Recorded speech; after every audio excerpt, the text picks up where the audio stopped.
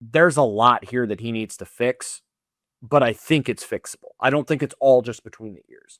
And I think if he goes out and has a couple of weeks where he has in a 4 outing stretch 10 strikeouts to 2 walks and throws up some zeros, I think that may just be a sigh of relief to not see traffic.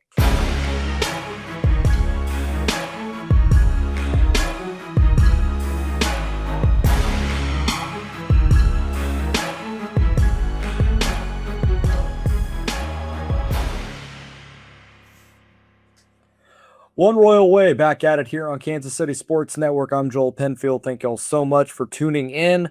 We're in the middle of the week here. Game 3 of the series between the A's and the Royals is wrapping up as I'm recording. Not doing any sort of serious game recap here, so just going to hit on some other topics and more bigger picture stuff tonight as we go forward here over this next month and a half. Not much longer left in this baseball season, and unfortunately it will end on the final day of the year because unfortunately this team is not going to make the playoffs, and we know that. So it's all about what happens over this next month and how some of these guys that we believe to be part of the future, or we hope are part of the future, what they are going to be as we go forward. A pitcher and a hitter to talk about tonight specifically, and then some other news and notes before we get out of here. The show, as always, brought to you by Emprise Bank, member FDIC. Our partners Impossible here at Kansas City Sports Network and on this show. Can't thank them enough for their support over the last few years and for everything they do for us here at KCSN. Be sure to please like, rate, subscribe, review on all platforms. Hit those notification bells. When these shows go up, when we're going live for live post-game shows during the weekend. And we appreciate all the support throughout the year. Obviously, been a tough year, but thank you guys for hanging with me through all of this. And I know the Rose Pipeline guys, Jared and Kevin, appreciate that as well. All right, so the biggest news prior to the game on Tuesday was the Lucas Erceg being optioned to AAA. He came into the game. It was 9-4 on Monday against the A's. Felt like a pretty safe landing for him, a non-save. You're up 5, just, get 3 outs and we go forward. And 3 consecutive batters. He gets to 2 strikes on all 3. And it was a single, a walk, and a single. And he ends up they end up removing him from the game because it became a safe situation. Steven Cruz comes in, gets a ground ball double play, and then a ground ball gets out of the inning. Royals win 9-5. But the story was that Erceg couldn't even get out of that situation. And this has been part of his story for this season, that he has not been able to get out of these games, that he has not been close to the pitcher that we knew him to be in 2024, and even in some cases last season as well. It has just nosedived compared to what he was when the Royals acquired him. And they moved him out of the closer role when that clearly blew up. And they still kept him in some high leverage situations. Those didn't go well really either. And so they were just kind of throwing him where they could. And it seems like it's mechanical. It seems like there's stuff with the pitch mix that is not working. It seems mental. And it's just a whole slew of things. And being a reliever is incredibly volatile because you don't like the Mariano Rivera's, the Trevor Hoffmans, the Lee Smiths, the Bruce Suitors, the Dennis Eckersleys, like those guys are a dime a dozen. You don't see guys have these incredibly long sustained careers of success and peaks for a very, very long time.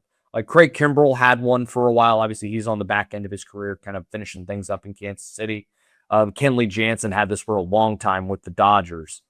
Aroldis Chapman's still doing it. But again, like it's very, very rare. We talk about Wade Davis and Greg Holland in rarefied air in Kansas City. Those guys had like 2 or 3 years where they were awesome. And then it kind of fell off.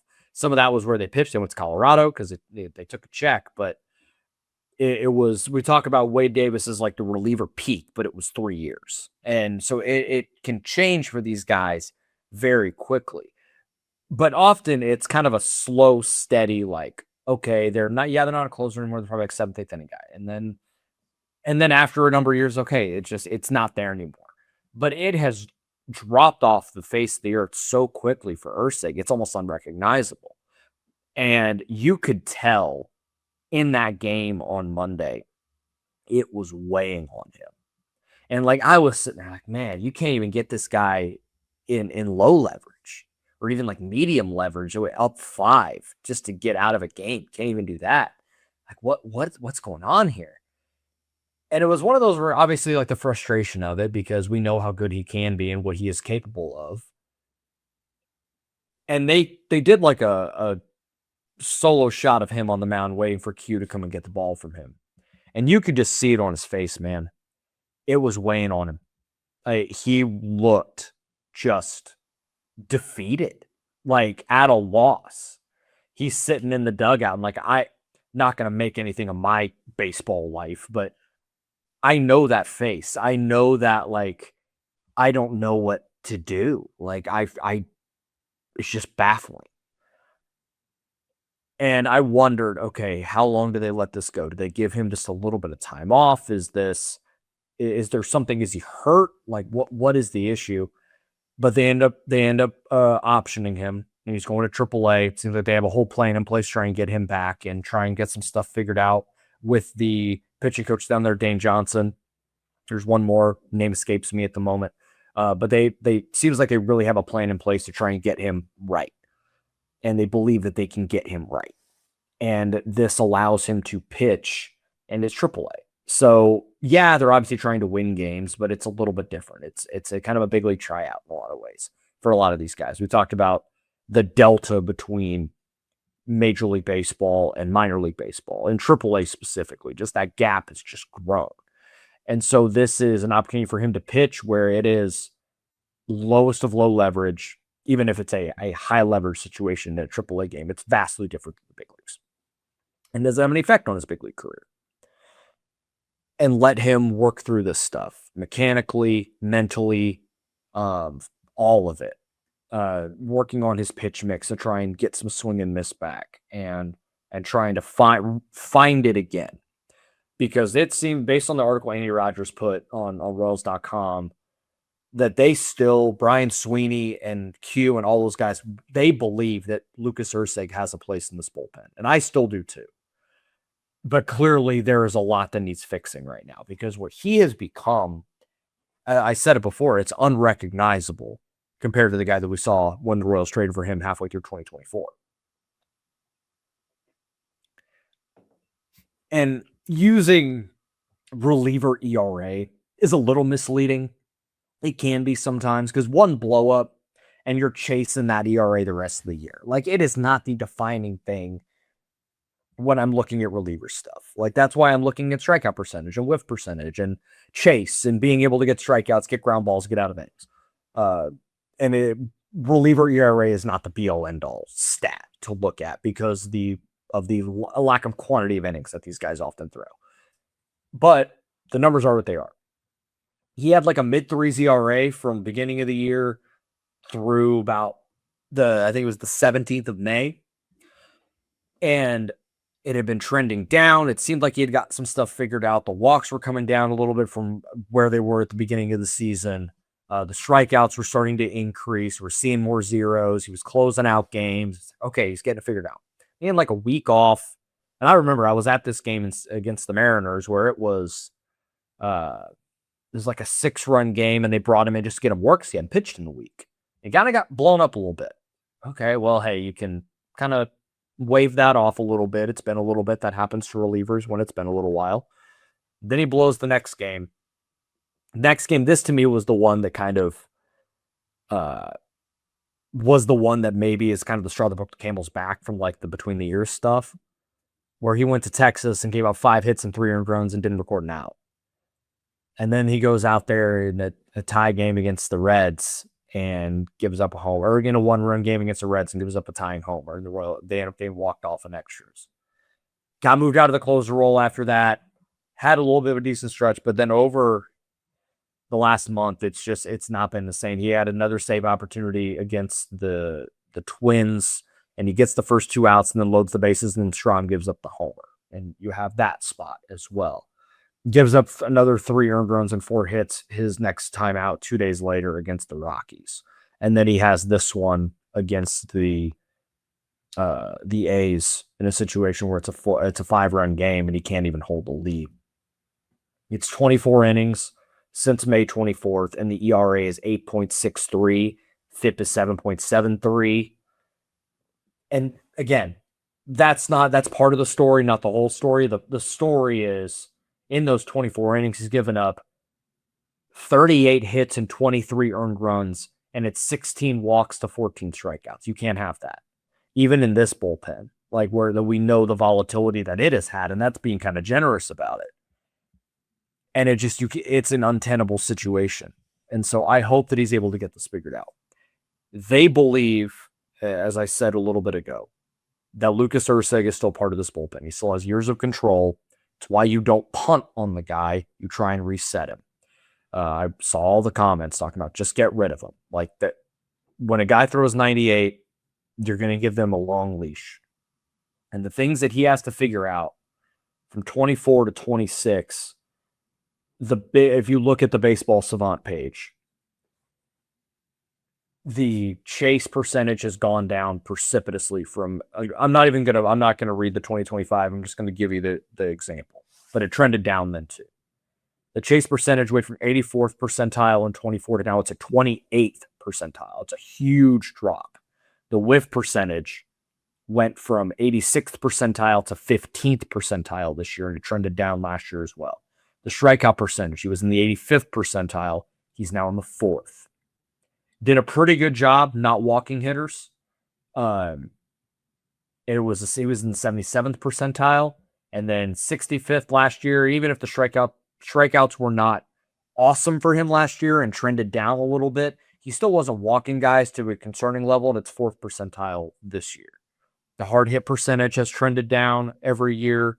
The ground ball percentage has actually gone up, but the barrel percentage has also increased. So it's not only, he's getting balls on the ground, but he's still getting hit hard, and he's getting hit on lines quite a bit.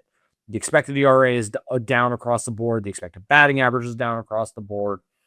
So there's a lot he's got to fix. They have to figure out the mechanical, whatever it might be mechanical. It might be the mix.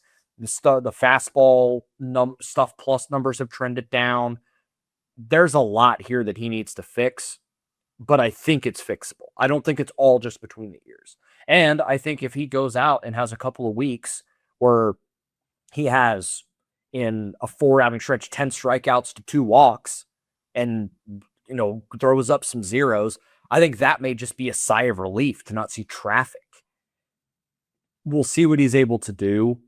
I still believe that he can figure it out, that this staff can figure it out, and that he can be in this bullpen next year back. And I hope that it can be back to the guy, even if he's not the fireman closer type, that he can handle some high leverage for this bullpen. There are going to be spots open. Like the only guys that I look at right now that I have in Sharpie for 2027 in this bullpen are Steven Cruz and Daniel Lynch IV. That's it right now. And I hope that I can put Erceg back in there, and not necessarily going to worry about the ERA and some of those sorts of things in Omaha because of the offensive environment in AAA. He may give up an 87 EV homer in Omaha because it's a bandbox. I'm not going to worry about that. I'm going to worry about, is he striking guys out? Is he getting swing and miss? And is he not walking guys? If he's doing that, then I feel much better about where he is moving forward and that he can get back and trend closer to the guy we saw in 2024 and for the most part, in 2025 as well. On the flip side of this, we got our first look at Carlos Corran on Tuesday night in the 9th inning of a game that the Royals were down 3-1, so they were hoping that he was going to be able to hold the lead, and he did end up walking the game off. Early returns on what we saw from Duran were good. Fastball, up around 97, 94 to 96. A really good slider that he can flip over for strikes. He can get swing and miss on. There's some deception to the delivery. He's as tall as Steven Cruz. He's 6'7", but they do it very differently. Like he kind of curls up a little bit more and there's a little more deception. And he's kind of, I think, as uh what did Brian Sweeney had a quote that basically it's like he's throwing rear ends and elbows at you. So it's really hard to pick up the ball. And when you're throwing that hard with that heavy sinker and a little four seam at the top of the zone with the slider, it's a deadly combination. And he gave up a hit on his first pitch as a Royal and then very quickly ground ball, strikeout, ground ball. And he's out of the inning and gave the Royals a chance to win the game. I want to see a larger sample, but the early return to me was really interesting. And I hope that, as I talked about with Erceg, that we can Sharpie in Carlos Duran to the 2027 bullpen, because if you're able to get those four guys, that's four spots. You have to get four more. And that makes the job of a JJ Piccolo a little bit easier, not having to do 6 spots in the bullpen or 7. It's 4. And you can do that a little bit easier than, and Nate Pearson as well, I should mention. Not necessarily Sharpie, but I think he's a guy you could, at least right now I have him in pencil because he does have another year of club control. So that if he's good the rest of the way, and I've liked what I've seen from him as well, then you only need 3 spots. Makes it easier to go and try and build a bullpen that way when you're able to throw more resources at fewer guys. And we'll see where it ends up. I want to talk about a position player that talked about a little bit on Sunday. I've talked about him on the Zone with Jason Anderson and Sterling Holmes. I haven't really talked too much about him on this show, at least recently. So I want to make sure I talk about him and what he could mean for the future of this team. And we'll do that right after this. My name is Terrell Jolly. A lot of people call me TJ, founder and CEO of Integrity Capital Management. So Integrity Capital Management originally started out as a property management firm, but we slowly transitioned into what is described as an incremental development firm that's focused on situational housing. I know most people say affordable, but we believe in creating housing for people that are actually in need and built to the end user. I believe everyone needs a home because when you have home, you have hope. The reality is that when you're building a business, one thing you don't think about is like what a true banking relationship means. And, I had the honor and privilege of meeting Debbie early on in my career when I was just trying to get going. And as a small business, it's really challenging at times because people don't understand the concept or not believe the longevity because you're just getting started. But Debbie was willing to take a chance on me, be patient with me. I almost look at it like a grassroots initiative. She's seen and believe what I'm about. Anybody that's really true about their business and want to get some things done, I would definitely trust hands down Emprise, because Deb's team, along with Aaron and Jackie and all the amazing people that work behind the scenes, even from the treasury side, I would say, hey, give them an opportunity, because you won't be disappointed and you will actually be in hands that actually somebody care and that will see you from start to finish. David Starnes Allstate Insurance is a proud partner of KC Sports Network, serving the Kansas City area and all throughout the Midwest. If you are looking for new coverage or something that better suits your home, auto, health, or any of your other insurance needs, give Dave and his team a call. Elevate your coverage and be worry-free with David Starnes Allstate Insurance. You know that moment, the one when you realize you left your favorite sunglasses at the beach or on the roof of your car or at the gas station 3 states away. Well, I've been there too. But then I found Shady Rays and it changed the game. These sunglasses are made for real life. Seriously good-looking, polarized, durable, and not stupidly expensive. And here's the wild part. If you lose them or break them, even on day one, Shady Rays will send you a brand new pair. No guilt trip, just replacements. So now I can actually wear my sunglasses without fear on hikes, at concerts, on the boat, wherever. They have sunglasses for golfing, fishing, hiking, and biking, even sunglasses for kids. Shady Rays is eyewear that has your back. Go to shadyrays.com and use code KCSN50 for 50% off 2 or more pairs of polarized sunglasses. So full disclosure, folks, I am recording in the middle, as this game was winding down, because I'm not doing a recap. I'm like, oh, sounds great. And then I look and they put up a 7 spot in the 8th inning. So shout out to the A's bullpen for being worse than the Royals bullpen. That has been to the Royals' benefit in this series so far. Okay.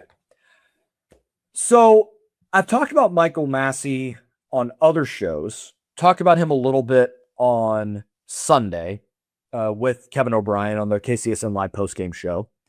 Talked about him with Sterling Holmes on Monday, so I figured bring the conversation here to this show in maybe a little bit of a longer format. He's been really good for this team this year. And I know it's been under-discussed a little bit because Bobby has been as consistent as he's been, especially since he's come off the injured list. Jack has really taken a massive step forward. But I feel like kind of quietly in a lot of ways, since May 31st, right? So again, not an incredibly small sample here as we're here on August 19th as I'm recording. He's hitting 297 with a 336 on base and a 466 slugging percentage and a 120 weighted runs created plus during that stretch. He's not a guy that walks a ton, but even a 6% walk rate is pretty high for him. And he's not a guy that strikes out a ton. He's striking out less than 17% of the time, or right at 17% if you round up. Along with playing plus defense, there's a very good chance he's going to be a Gold Glove finalist at second base. I don't know if he'll win it. Probably not. Like Andres Jimenez from the Blue Jays is probably going to be that guy. But at least I think he's deserving of being in that situation. And coming into the year, I didn't know what to expect from him. I thought it's probably going to be a platoon situation, predominantly with Jonathan India, and then Jonathan India gets hurt, so then it turns into Nick Lofton, and they platoon a little bit. And then Michael Garcia gets hurt, so then that forces Lofton into near everyday duty at third, which then near every day, I think he's off tonight with the lefty on the mound, but I'll get to that here in a minute as well. That he's been kind of pressed into everyday duty, and they've needed him to stay healthy. And to his credit, he's done that. That has been the biggest thing for Michael Massey is the health and the back. And it's something that he's just kind of got to deal with. And back injuries oftentimes don't get better. And that's some of the hang up with some of the injury stuff. And I think the back had flared up on him in spring training at the end after he kind of had a good start to spring. Comes in beginning of the year, and it looked like the guy that we had seen for the last year. A guy that had a 57 weighted runs created plus last year. It's like, well, okay, this just might be who he is. He had a good 2024, 104 weighted runs created plus, but the injuries and it's just not coming together for him. He only played 77 games last year as well. Since May 31st, that's what he has done. And that's been more of what he has been than not. And he came into this year with a swing change and a mechanics change to his swing. The stance is relatively the same, but the way he moves his hands is a little different. It's allowed him to be more consistent to the ball because he was a guy that kind of had his bat on his shoulder and kind of up here. Hands are a little lower, and it seems to work for him. So I'll give him that first month of getting back into the big leagues and getting back into the swing of that, in addition to figuring out his swing with big league pitching. And when, live bullets are flying in the big leagues rather than trying to figure it out in Surprise, Arizona. And since he's gotten this figured out, and I understand that where I start it is arbitrary, but I gave him the first 6 weeks. It is intriguing for what could he be as we go forward? Because it felt like a lot of the situation, the way people talk about it, is they need to find a second baseman. That who is Michael Massey part of the future? And I think what we've seen between 2024 and then this year in an extended sample, that he can be the second baseman for the next few years while he's under club control. And it, again, as I talked about with the bullpen a little bit, that it saves JJ Picollo resources the less he has to spend on everything, And if you have if you feel like you have your second baseman, you obviously have your shortstop, your third baseman, your first baseman, your right fielder, your catcher. And potentially your left fielder, Isaac Collins, had been playing well, but is in a bit of a lull right now. It basically just leaves center field as a position of need to try and attack, either in trade or free agency.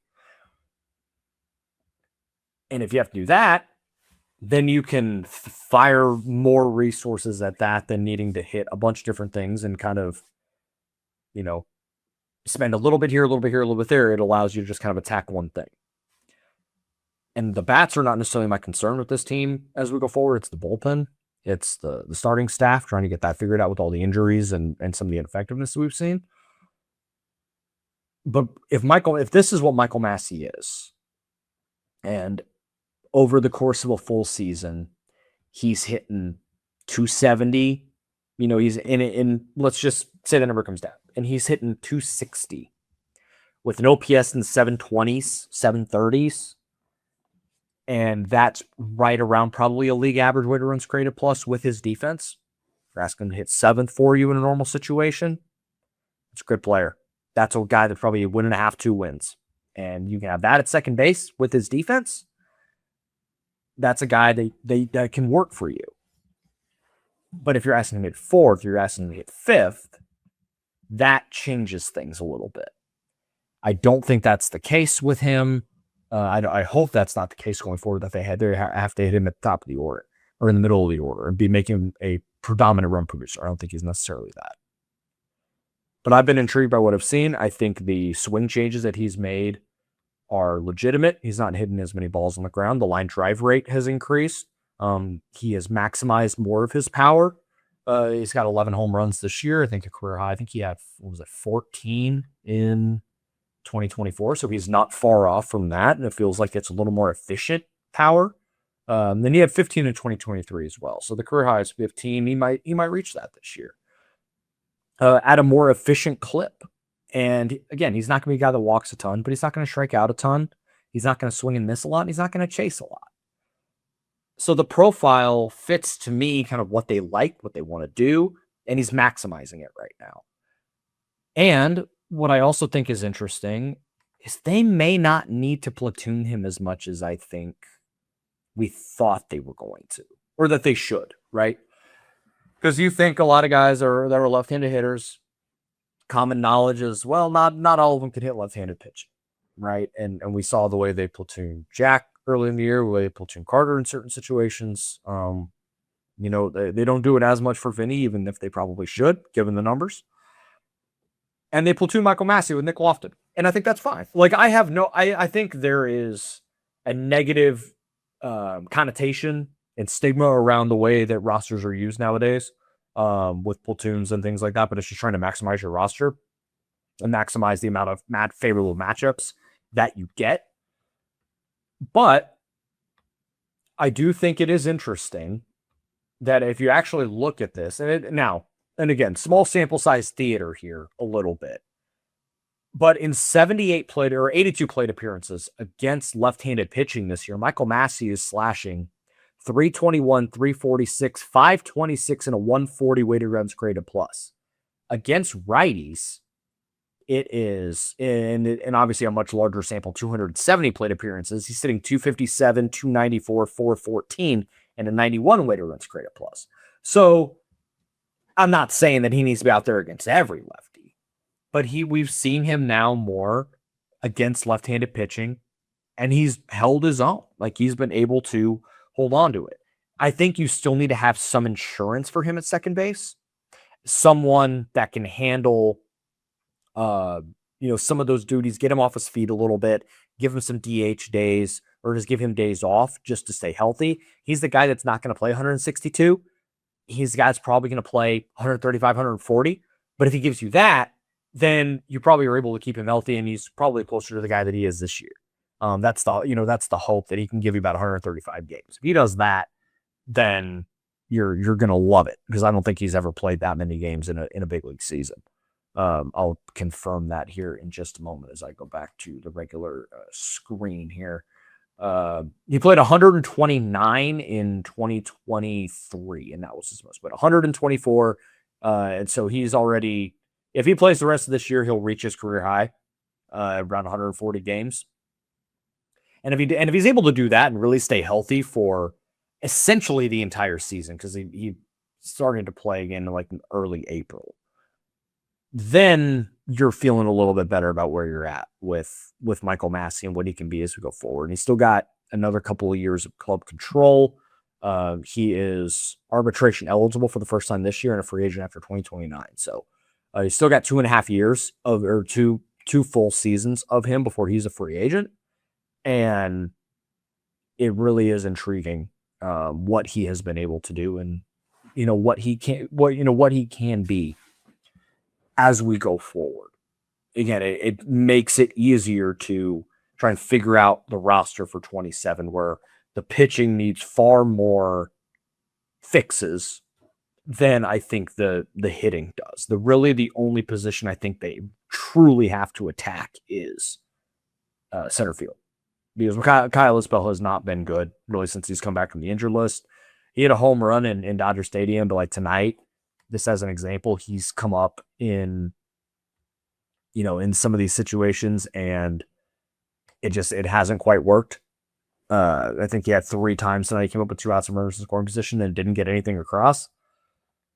So that's going to be something they're going to have to figure out, but that's obviously it's a key position. It is a position that is going to take some time, but the hope is that's all. Like if you're able to add more resources there, then it takes, I've repeated myself too many times. I think I'm tired. It's been a long day, folks. With the kids back at school and stuff, and my son just started kindergarten, so it's been a little bit of a madhouse the last couple of days. A couple other news and notes before we get out of here. One, the Royals did end up winning, so they took the series from the A's, which is good to see. And a chance for a 4-game sweep tomorrow. I believe that's going to be a 1:10 first pitch, so we'll get away day at Kauffman Stadium. Vinny Pasquantino came back off the injured list, and so did Michael Garcia. And both have been swinging it really well since they've come back. Vinny with 3 hits and a home run tonight. He came into this game with a couple. I think that's now, I think he's 6 for 11 or 6 for 12 since coming off the injured list with a couple RBIs. He hits a big time home run tonight, and handmade injuries can zap your power.